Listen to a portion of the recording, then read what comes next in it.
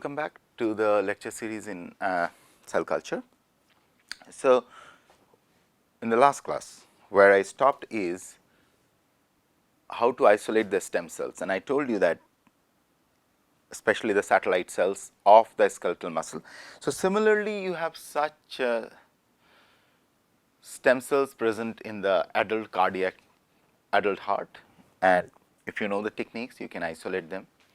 Same way you have such stem cell population sitting in the spinal cord, and there are several efforts which are happening across the world if you isolate those cell types and let them divide and make them form neurons and put it back, and there are several studies which are or several attempts which are happening all over the world to develop these kind of techniques. But what is important is the basic fundamentals. You have to understand the basic fundamentals still lies in the cell culture. How you really do it, how you can isolate these different cell types, how you can separate them apart, how you can grow them in a controlled condition, how you can grow them in a defined condition, how do you know that what you are doing in this particular lab will be repeatable in another part of the world. So, when I started this skeletal muscle with you, this was one of the objective I want to tell you, that skeletal muscle growth is very interesting. First of all, let us talk about the development biology of skeletal muscle growth, and then we will come to the challenge of in vitro development biology when we have to talk about how to culture these cells in a dish. So, the way skeletal muscle grows is why I told you that why you cannot take the direct tissue, you only have to rely on the satellite cells to grow them. So, let us start off with, so this is our lecture 3 and this is week 7. Okay. Now, in the mother's womb, the way skeletal muscle is formed is something like this. So, there are certain cells which are predestined to become skeletal muscle, right. This population, what I am drawing now, is that population. These are predestined to become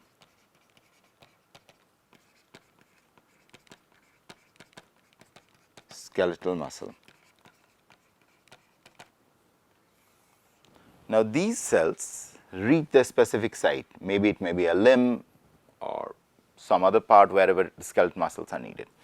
So, what they do once these cells reach their specific spot, they align themselves and they divide. So, they are divide like this, and you really can see. So, this is the division happening.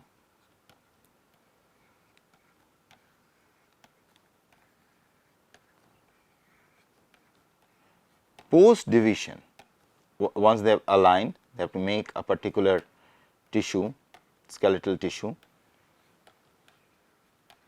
This is the step 1. Next thing what happens is, these cells slowly, they have a multiple alignment which happens, these cells slowly lose their identity and they become what we call as syncytium. They become a continuous structure like this.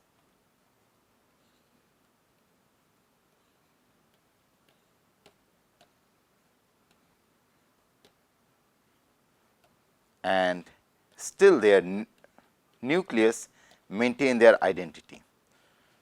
So, eventually what you see, starting from there, what you get are they form very interesting tube like structure like this, multinucleated tubes, multinucleated tubes. And these multinucleated tubes are called myotubes. Myo means muscle and tubes means tubes of muscle. And these individual tubes of muscle, so this is the smallest unit of muscle tissue. Smallest of all, this is the smallest of all unit. Okay. So, these tubes align with each other to form what is called myofibers, and these myofibers align with each other to form complex muscle tissue. So, it is a complex process which happens in your body once we are formed.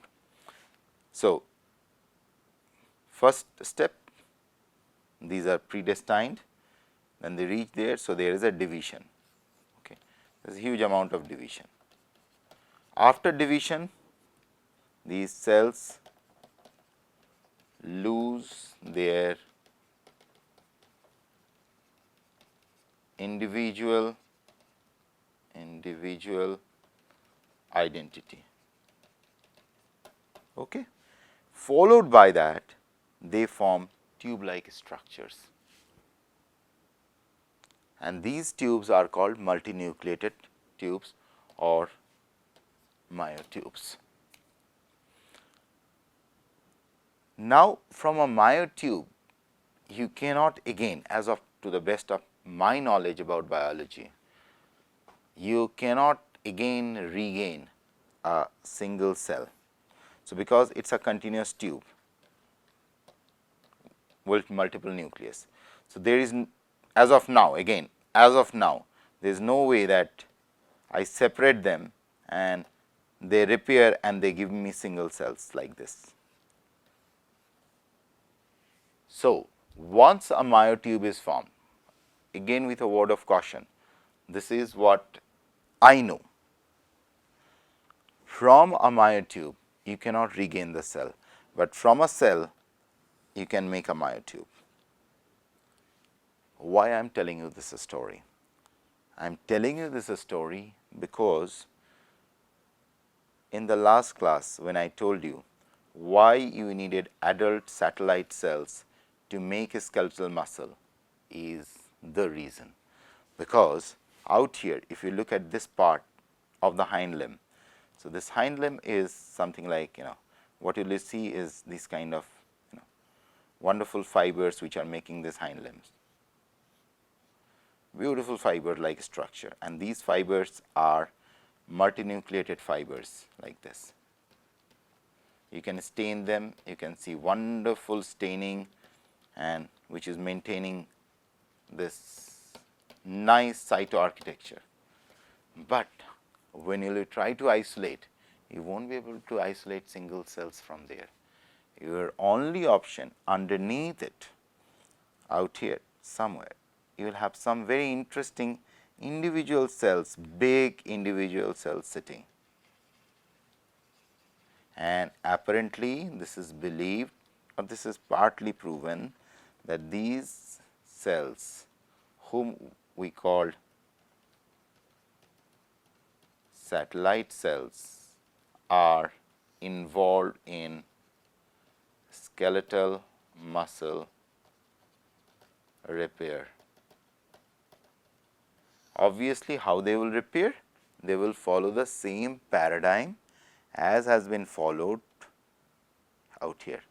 So, you will have these, I can just replacing it, you have stem cells or satellite cells in case of skeletal muscle, satellite cells.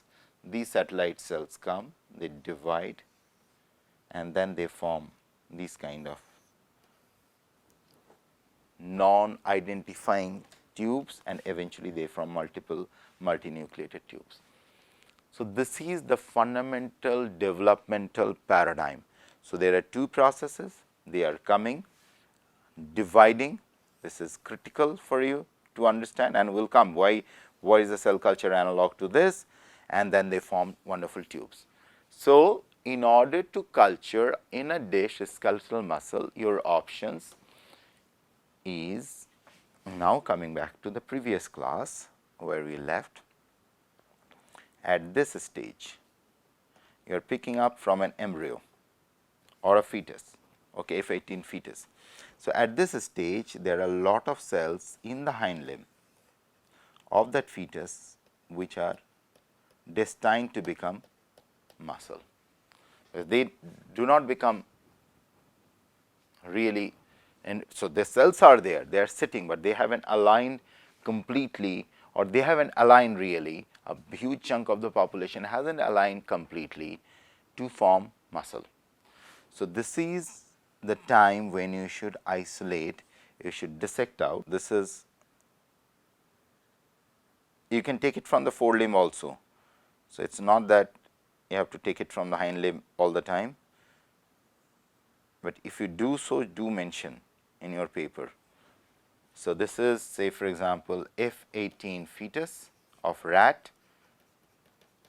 What you do, you from this location out here, you open it and using very nice microforceps, you pull out the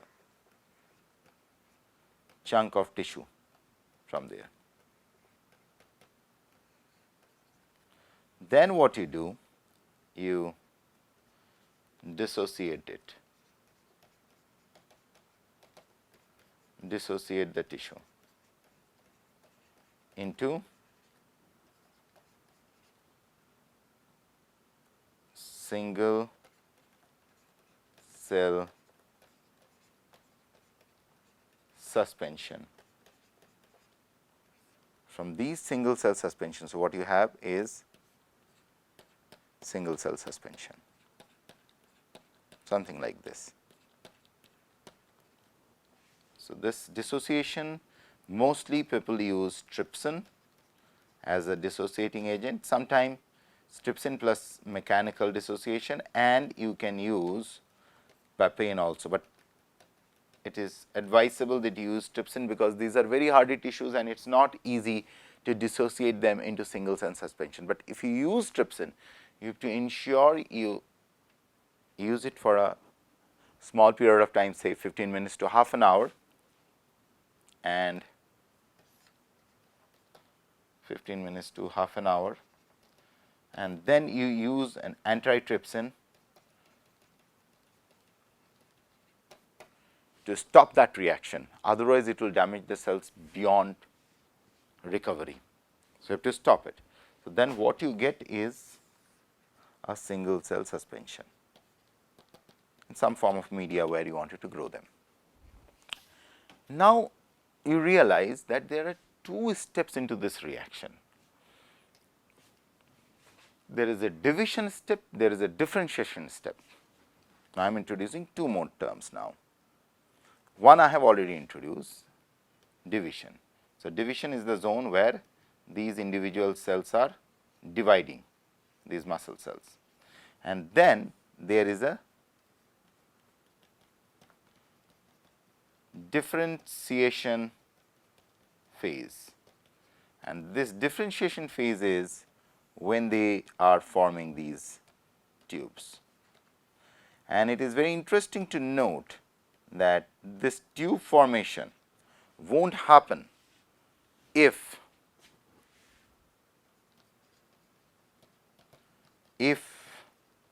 still the division signals are coming. These are inhibitory to it. If division signals are coming, then you cannot allow these cells, they will never form a tube. So, it means the signals which are needed for the differentiation, or the molecular signals to be precise, are not same as the molecular signals you needed for division. That brings us a complex equation to do a cell culture. So, it means you have to divide your cultural milieu into two different phases, a division phase, a differentiation phase.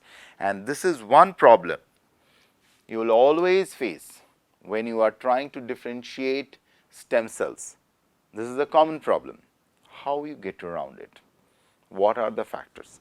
So, most of the people who were using cell culture prior to, I would say, 2004 or 2003, most of them have used, the way they have done it, they cultured the first phase of these skeletal muscle cells in serum, which is undefined conditions where these cells divide.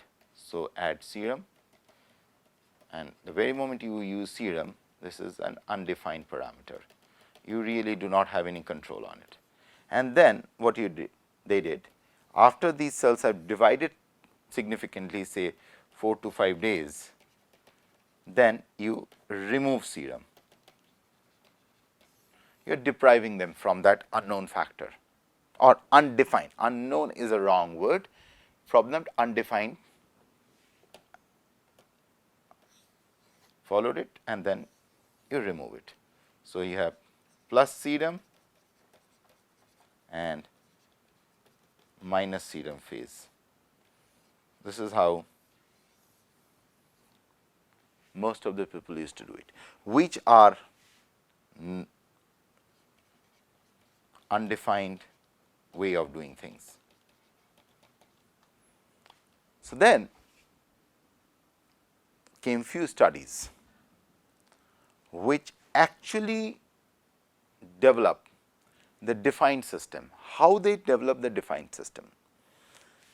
They define the defined system by introducing known dividing factors, all the known dividing factors, and after 4-5 days, as I mentioned here, they remove those known dividing by just removing the medium dividing factors and simultaneously add known differentiation factor. Or there is another route which has been followed, that you start the journey with first 4 days, do it like this, you add both dividing plus differentiation factors. So, you are parallelly giving them both the signals, say for 0 to 5 days or 4 to 5 days, okay, and then you only give them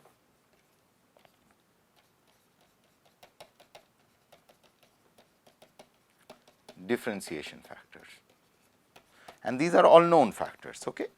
So, what development biologists have already proven that these XYZ factors can help in the differentiation, or this, like one of the dividing factor is called basic fibroblast growth factor,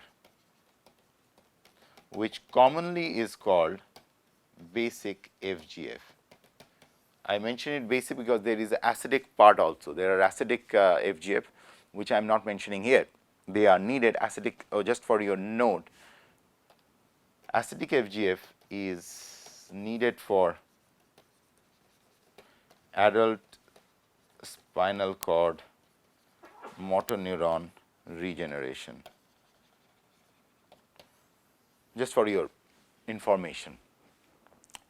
So, here we are talking about basic fibroblast growth factor, which is a known dividing signal.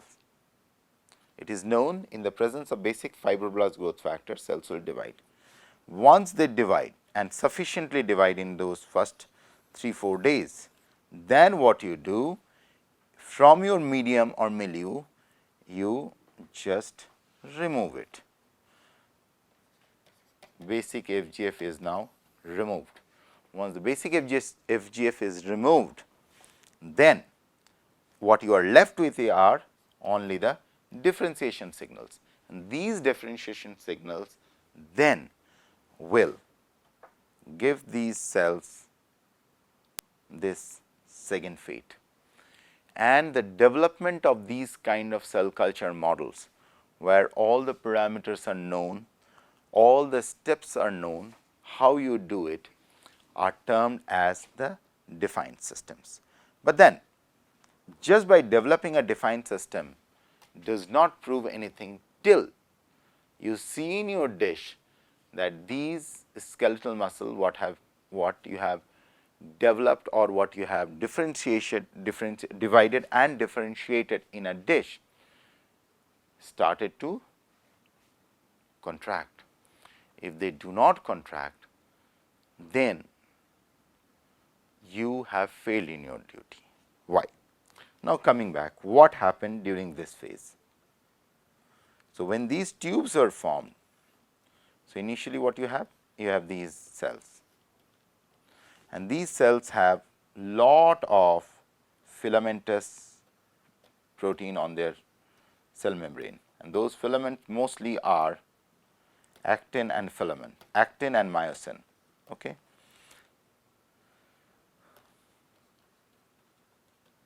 Actin and myosin filaments, which rules most of the muscle cells. So, when these kind of structures are formed, what happened is the actin and myosin filaments align themselves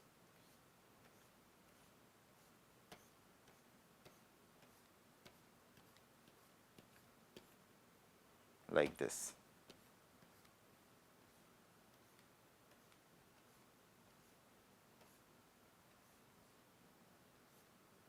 Like this, and this alignment helps them to follow. This is, you have to really refer to animal physiology, what we call as sliding filament theory, where the contraction of the muscle takes place because of the sliding filament. Okay? And this sliding filament is being brought out by a calcium spiking or calcium rush. Okay? And that spike of calcium brings this sliding filament, where this leads to what we call as contraction. This is the whole process. So, I will close in here. In the next class, we will go little further in depth about it, that how you really can figure out is phenotype supported by the functionality. Thank you.